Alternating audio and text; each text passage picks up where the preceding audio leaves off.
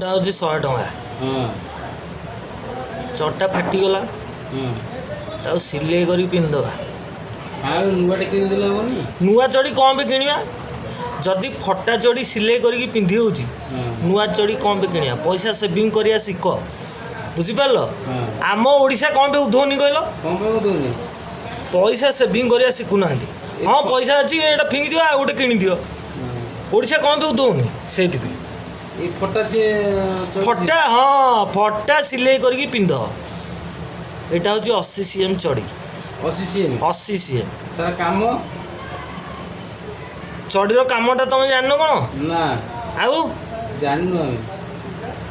ମୋ ବାପା ହେଡ଼ମାଷ୍ଟର, ନହେଲେ ଟିକେ ଭଦ୍ର ଭାଷାରେ ବୁଝେଇ ଦେଇଥାନ୍ତି। ଆମେ ଚଡ଼ି ପିନ୍ଧୁନା।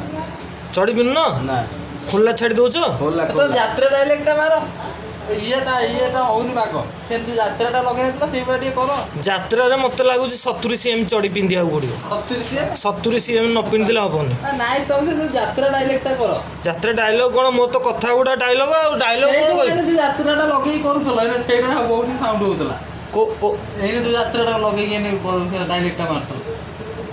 ଏଇନେ କେମିତି ଯାତ୍ରା ଲଗେଇ ଡାଇଲେକ୍ଟଟା ମାରୁନଥିଲ ସେଇଠି ବସିକିରି? ଶକ୍ତି ପ୍ରସାଦ ଶକ୍ତି ଏଇ ଯୋଉ ଡାଇଲେକ୍ଟଟା ଯୋଉ ଠିକ କୋଉ ଯାତ୍ରା ଲଗେଇଥିଲା ସେ ଯାତ୍ରାଟା ଲଗଉନ ଏଇନେ ବାହାରିବ।